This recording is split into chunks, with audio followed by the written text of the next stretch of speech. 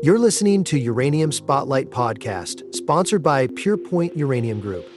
If you're following this market closely, you'll want to explore Behind the Curve, understanding when and how the uranium market turns, a new white paper that shows investors how to spot the cues that come before uranium prices move. And now, your host, Chris Frostad. It's Tuesday, January 6, 2026. And this week on Uranium Spotlight, uranium prices surge through year-end. Governments tighten control over supply in Kazakstan and Niger. India clears the way for private nuclear investment. And Denison Mines moves the Phoenix project to the edge of construction. The uranium spot market ended 2025 and opened 2026 with a decisive move higher. The spot price closed this past Friday at $82 a pound, up sharply from $77 a pound just before mid-December. The $5 increase occurred over a period when market participation was thin, formal commentary was limited, and transaction volumes were not unusually high. Yet prices continued to advance steadily, pushing through levels that had capped the market for much of the fourth quarter. Month-end pricing showed spot values moving into the low 80s by late December, while long-term prices held firm in the mid-80s. Forward prices continued to point to materially higher incentive levels several years out. In other words, this was not a short-term dislocation. It was a continuation of the same structural tightening that has been building quietly all year. What makes this move notable is not just the magnitude, but the manner in which it occurred. There was no single catalyst, no headline contract announcement, and no visible rush of speculative buying. Instead, prices moved higher because available pounds were limited, sellers remained disciplined, and buyers were increasingly unwilling to wait. Historically, uranium markets tend to move first when participation is low. When prices move under these conditions, it often reflects a market that is tighter than most participants realize and one that is no longer waiting for confirmation before repricing.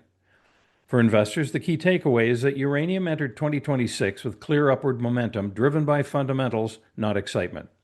Moves like this tend to occur before broader recognition sets in. The price behavior we're seeing now is one of the cues discussed in Behind the Curve, the white paper that shows investors how to recognize when uranium's real move is taking shape. You can download it now at uraniumspotlight.com. Over the past several weeks, Kazakhstan introduced one of the most significant policy shifts the uranium sector has seen in years. A new subsoil use law signed in late December fundamentally changes how foreign companies can participate in uranium projects across the country.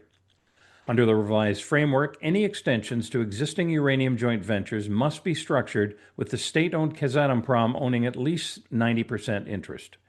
All new joint ventures going forward must give Kazatomprom a minimum 75% ownership from the outset. Even more consequential, companies that discover uranium in Kazakhstan are no longer guaranteed rights to that discovery. Any such discovery must be negotiated with Kazatomprom, with the discoverer required to relinquish at least 75% of the project. This tightening of control comes alongside continued international engagement. Kazakhstan signed a civil nuclear cooperation agreement with the United States focused on education and advanced reactor technologies. It also announced new uranium supply arrangements with Japan's Kansai Electric, extending a partnership that has existed since 2006. Kazakhstan produces roughly 40% of the world's uranium. That scale gives it unique leverage over both supply timing and commercial terms.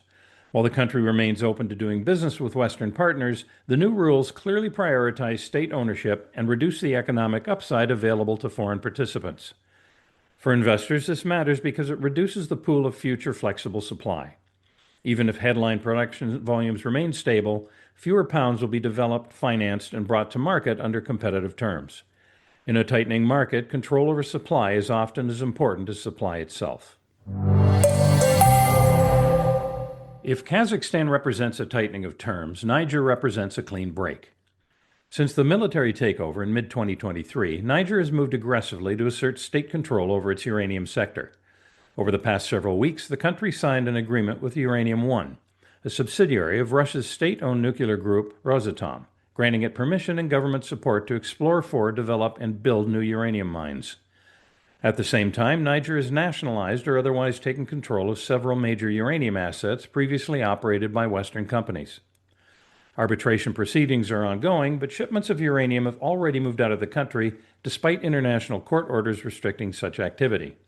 With one notable exception, Niger has effectively exited the orbit of Western uranium producers.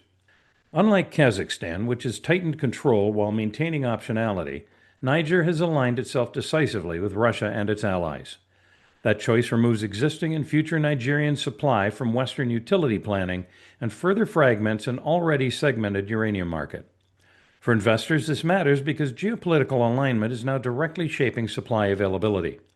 Pounds that were once considered accessible to global markets are increasingly constrained by politics, not geology.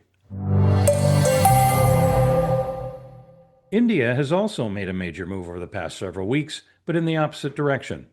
The country passed and signed into law its long-awaited nuclear reform bill known as Shanti, bringing India's civil nuclear liability framework in line with international standards. Previously, India's liability laws effectively prevented private and foreign participation in its nuclear sector by placing accident liability on reactor designers.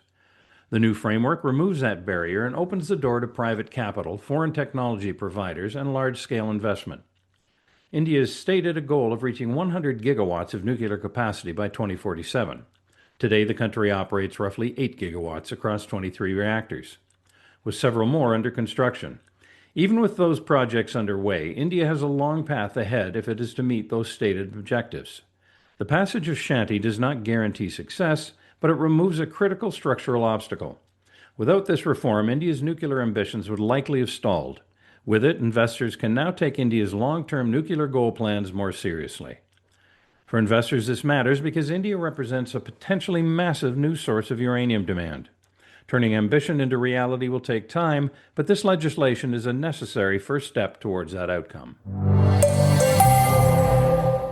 In our equity segment this week, Denison Mines announced that it is ready to make a final investment decision and begin construction at its Phoenix in situ recovery uranium project in Saskatchewan, pending final regulatory approvals expected in the first quarter of 2026. Phoenix is part of the Wheeler River project and is one of the highest-grade undeveloped uranium deposits in the Athabasca Basin. Denison has spent years advancing engineering, permitting, and project planning, and now expects a 2-year construction timeline with first production targeted for mid-2028. The company also released an updated post-FID capital cost estimate of approximately 600 million Canadian dollars, representing a roughly 20% increase from the prior feasibility study after inflation. Importantly, Denison described the project as construction-ready, with no further material revisions expected before breaking ground. If approved, Phoenix would become the first new large-scale uranium mine built in Canada since Cigar Lake. It would also be the first application of in-situ recovery mining techniques in the Athabasca Basin, a method that now accounts for more than half of global uranium production, but has not previously been deployed in Canada. For investors, the takeaway is this. Phoenix is transitioning from concept to execution. In a market where new supply is scarce and timelines matter, projects that are genuinely ready to build stand apart and tend to be valued accordingly. Before we wrap up, if you haven't yet read Behind the Curve, Understanding When and How the Uranium Market Turns, it's worth your time. It explains the real signals that reveal when uranium prices are about to move, long before the headlines catch up. Order your Behind the Curve white paper at www.uraniumspotlight.com.